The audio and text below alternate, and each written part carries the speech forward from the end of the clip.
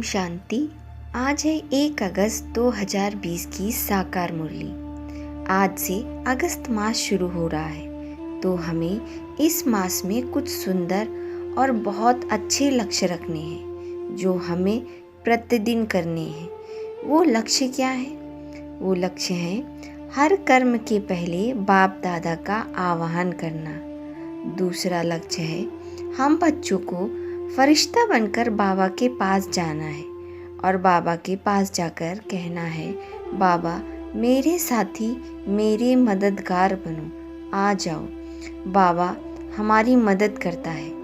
बाबा साथ में है तो हम भयमुक्त रहते हैं, निराश नहीं होते हैं, परेशान नहीं होते हैं, क्योंकि सर्वशक्तिवान आपके साथ है। मैं एक इंस्ट्रूमेंट हूँ। बाबा हर कार्य करा रहा है हमसे। बाबा मददगार है। इस अनुभव को अच्छे से अनुभव करना है। आज बाबा ने विशेष रूप से समझाया कि पाप कर्मों से बचने का विशेष मंत्र कौन सा है। हमसे कोई पाप ना हो, क्योंकि इस संगम युग पर पुण्य कर्म करने के लिए हमको ये संगम युग मिला है। इसका ध्यान रखना है। इसके लिए बाबा ने एक मंत्र दिया है। वो मंत्र है, hear no evil, see no evil, talk to no evil, think no evil and do no evil. Hear no evil मतलब ना ही बुरा सुनना है, ना ही बुरा देखना है, ना ही बुरा बोलना है और ना ही बुरा करना है। जब हम कोई चीज़ देखते हैं तो उसका चिंतन चलता है, फिर हम बोल देते हैं तो पाप कर्म बन गया। ध्यान देंगे, हमें व्यर्थ देखना भी नहीं है, क्योंकि देखने के बाद सोचना प्रारंभ हो जाता है। इस पाप कर्म से बचने के लिए बाबा ने हमें विशेष पवित्रता का वरदान धारण करना है। पवित्रता का गुण अपने में लाना है। इसके साथ साथ बाबा ने बहुत सुंदर बात कही, बच्चे आपको बाबा की याद में अपनी आत्मा को शुद्ध बनाना है, तो याद के लिए वक्त निकालना है। चलते फिरते याद करना है, बैठकर भी पावर योग करना है, ताकि हमारे पाप नष्ट हों। अब सुनते हैं मुरली को विस्तार से। मीठे बच्चे, तुम्हें पढ़ाई से अपनी कर्मातीत अवस्था बनानी है, साथ साथ पतित से पावन बनाने का रास्ता भी बताना है। रूहानी सर्विस करनी है। प्रश्न है, कौन सा मंत्र याद रखो तो पाप कर्मों से बच जाएंगे? उत्तर है, बाप ने मंत्र दिया है, hear no evil, see no evil, do no evil, think no evil. यह मंत्र याद रखना है। तुम्हें अपनी कर्मेंद्रियों से कोई पाप नहीं करना है।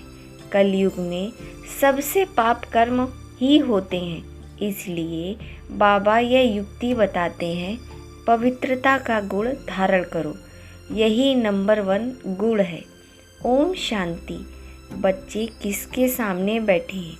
बुद्धि में जरूर चलता होगा कि हम पतित पावन सर्व के सद्गति दाता अपने बेहद के बाप के सामने बैठे हैं। भल ब्रह्मा के तन में है तो भी याद उनको ही करना है। भले शिव बाबा ब्रह्मा के तन में बैठे हैं, लेकिन हमें शिव बाबा को ही याद करना है, ब्रह्मा बाबा को नहीं। तो मनुष्य कोई सर्व की सद्गति नहीं कर सकते हैं। मनुष्य को पतित पावन नहीं कहा जाता है। बच्चों को अपने को आत्मा समझना पड़े। हम सब आत्माओं का बाप वह है। कौन? शिव बाबा। वह बाप हमको स्वर्ग का मालिक बना रहे हैं। यह बच्चों को जानना चाहिए और फिर खुशी भी होनी चाहिए। यह भी बच्चे जानते हैं, हम नरकवासी से स्वर्गवासी बन रहे हैं। बहुत सहज रास्ता मिल रहा है। सिर्फ याद करना और अपने में दैवी गुण धारण करने हैं। अपनी जांच रखनी है। नारद का मिसाल भी है। यह सब दृष्टांत ज्ञान के सागर बाप ने ही दिए हैं। जो भी सन्यासी आदि दृष्टांत देते हैं वह सब बाप के दिए हुए हैं। भक्ति मार्ग में सिर्फ गाते रहते हैं। कछुए का, सर्प का, भ्रमरी का दृष्टांत देते हैं। कछुए का दृष्टांत है कि हमें जब कर्म करना है तो अपनी कर्मेंद्रियों को बाहर करके कर्म करना है और डिटैच हो जाना है कर्म करने के बाद। सर्प का दृष्टांत है। भ्रमरी का दृष्टांत है कि वो भू भू करके आप समान बना देती है कीड़े को। ऐसे हम ब्राह्मण ब्राह्मणियों को, अज्ञानी मनुष्य को ज्ञान सुनाकर बाबा का बच्चा बना देना है। ये भ्रमरी का दृष्टांत है, परंतु कुछ भी नहीं कर सकते हैं। बाप के दिए हुए दृष्टांत भक्ति मार्ग में फिर रिपीट करते हैं। भक्ति मार्ग है ही पास्ट का, इस समय तो प्रैक्टिकल होता है, उसका फिर गायन होता है। बल देवताओं का जन्मदिन अथवा भगवान का जन्मदिन मनाते हैं, परंतु जानते कुछ भी नहीं है। अभी तुम समझते हो, बाप ने शिक्षा लेकर पतित से पावन भी बनाते हैं और पतितों को पावन बनाने का रास्ता भी बताते हैं। यह है तुम्हारी मुख्य रूहानी सर्विस। पहले पहले कोई को भी आत्मा का ज्ञान देना है कि तुम आत्मा हो, यह शरीर नहीं। तुम आत्मा हो। आत्मा को भी किसी को पता नहीं है। आत्मा तो अविनाशी है। जब समय होता है आत्मा शरीर में आकर प्रवेश करती है तो अपने को घड़ी घड़ी आत्मा समझना है। हम आत्माओं का बाप पिता परमात्मा है, परम टीचर भी है। यह भी हरदम बच्चों को याद रखना चाहिए, ये भूलना नहीं चाहिए। तुम जानते हो अब हम वापस जाने वाले हैं। विनाश सामने खड़ा है। सतयुग में दैवी परिवार बहुत छोटा होता है। कलयुग में तो कितने ढेर मनुष्य हैं, अनेक धर्म हैं, अनेक मतें हैं। सतयुग में यह कुछ भी नहीं होता है। बच्चों का सारा दिन बुद्धि में यह बात आनी चाहिए, यह पढ़ाई है। उस पढ़ाई में तो कितनी किताबें होती हैं। हर एक क्लास में नई नई किताबें खरीद करके पढ़ाई करनी पड़ती है। यहाँ तो कोई भी किताब व शास्त्र आदि की बात ही नहीं है। इसमें तो एक ही बात है, एक ही पढ़ाई है। यहाँ जब ब्रिटिश गवर्नमेंट थी, राजाओं का राज्य था, तो स्टैंप में भी राजा रानी के सिवाय और कोई का फोटो नहीं डालते थे। आजकल तो देखो, भक्त आदि जो भी होकर गए उनकी भी स्टैंप बना देते हैं। बाबा कहते हैं कि तुम बच्चों को अपनी पढ़ाई से कर्मातीत अवस्था प्राप्त करनी है। बाकी असुरों और देवताओं की तो कोई लड़ाई ही नहीं होती है। इस समय तुम ब्राह्मण संप्रदाय के हो, जो फिर जाकर दैवी संप्रदाय बनते हो। इसलिए इस जन्म में दैवी गुण धारण कर रहे हो। नंबर 1 दैवी गुण है पवित्रता का। तुम इस शरीर द्वारा कितने पाप करते आए हो। आत्मा को ही कहा जाता है पाप आत्मा। आत्मा इन कर्मेंद्रियों से कितने पाप करती रहती है। अब hear no evil, see no evil किसको कहा जाता है? आत्मा को। आत्मा ही इन कानों से सुनती है। बाप ने तुम बच्चों को स्मृति दिलाई है कि तुम आदि सनातन देवी देवता धर्म वाले थे। चक्र खाकर आए, अब फिर तुमको वही बनना है। क्या? देवी देवता बनना है। यह मीठी स्मृति आने से पवित्र बनने की हिम्मत आती है। तुम्हारी बुद्धि में है हमने कैसे 84 का पाठ बजाया। पहले पहले हम यह थे, यह कहानी है ना। बुद्धि में आना चाहिए 5000 वर्ष पहले हम तो देवी देवता थे। हम आत्मा मूल वतन की रहने वाली थी। आगे ये जरा भी ख्याल नहीं था। हम आत्माओं का वह घर है, वहाँ से हम आते हैं पाठ बजाने। अब स्मृति आई है सिमरन करने के लिए। ऐसे नहीं माला बैठ सिमरन करनी है। आत्मा में अंदर ज्ञान है जो तुम बच्चों को और भाई बहनों को समझाना है। बच्चे भी मददगार तो बनेंगे ना। तुम बच्चों को ही स्वदर्शन चक्रधारी बनना है। यह ज्ञान मेरे में है, इसलिए मुझे ज्ञान का सागर मनुष्य सृष्टि का बीज रूप कहते हैं। उनको बागवान कहा जाता है। देवी देवता धर्म का बीज शिव बाबा ने ही लगाया है। अभी तुम देवी देवता बन रहे हो। ये सारा दिन स्मरण करते रहना चाहिए। यह भी तुम्हारा बहुत कल्याण हो जाएगा अगर हम यह स्मरण करें कि हम देवी देवता घराने के हैं और फिर से देवी देवता बनने का पुरुषार्थ करते हैं तो बहुत कल्याण होगा। दैवी गुण भी धारण करने हैं, पवित्र भी बनना है।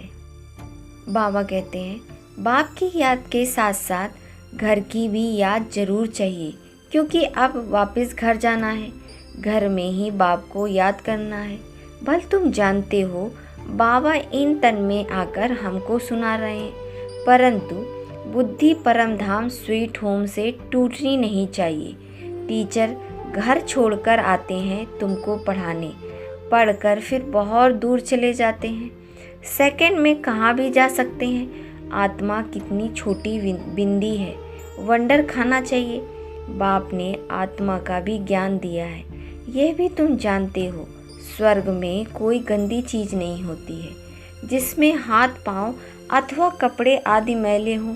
देवताओं की कैसी सुंदर पहरवाइश होती है, कितने फर्स्ट क्लास कपड़े पहनते हैं, धोने की भी दरकार नहीं होती है। इनको देखकर कितनी खुशी होनी चाहिए। आत्मा जानती है भविष्य 21 जन्म हम यह बनेंगे, बस देखते रहना चाहिए। यह चित्र सबके पास होने चाहिए, इसमें बड़ी खुशी होनी चाहिए। हमको बाबा यह देवी देवता बना रहे हैं, ऐसे बाबा कि हम बच्चे फिर रोते क्यों हैं। हमको कोई फिक्र थोड़ी होनी चाहिए। देवताओं के मंदिर में जाकर महिमा गाते हैं, सर्वगुण संपन्न, कितने नाम बोलते हैं। यह सब शास्त्रों में लिखा हुआ है। तुम बच्चों को अभी स्वदर्शन चक्रधारी बनकर रहना है, क्योंकि स्वदर्शन चक्र से तुम्हारे पाप कटते हैं। इस समय तुम्हारा अलौकिक बाप है शिव परमपिता परमात्मा। इस समय की ही बात है, इनको ही अलौकिक बाप कहा जाता है। तुम बच्चे उस शिव बाबा को सिमरण करते हो, ब्रह्मा को नहीं। तुम्हारा नाम बाला है, इसलिए तुम्हारा मंदिर भी बना हुआ है। सोमनाथ का मंदिर कितना ऊंचा ते ऊंच है। सोमरस पिलाना फिर क्या हुआ। फिर यहाँ भी दिलवाड़ा मंदिर देखो, एकदम हूबहू तुम बच्चों की यादगार में ही बना हुआ है। नीचे तुम तपस्या कर रहे हो, ऊपर में स्वर्ग है। मनुष्य समझते हैं स्वर्ग कहाँ ऊपर में है। मंदिर में नीचे स्वर्ग कैसे बनाए, तो ऊपर छत में बना दिया है। बनाने वाले कोई समझते नहीं हैं, बड़े बड़े करोड़पति हैं। उन्हों को यह समझाना है। तुमको अभी ज्ञान मिला है तो तुम बहुतों को दे सकते हो।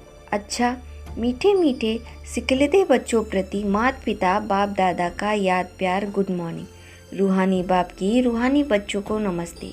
हम रूहानी बच्चों की रूहानी बाप दादा को याद प्यार गुड मॉर्निंग, नमस्ते नमस्ते नमस्ते।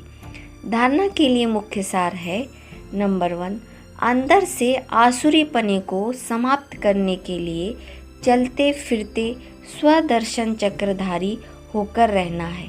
सारा चक्र स्मृति में रहे। नंबर 2, बाप की याद के साथ साथ बुद्धि परम धाम घर में भी लगी रहे।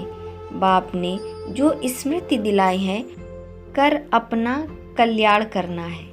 वरदान है संपूर्ण आहुति द्वारा परिवर्तन समारोह मनाने वाले दृढ़ संकल्पधारी भव। जैसे कहावत है, धरत पर ये धर्म न छोड़िए।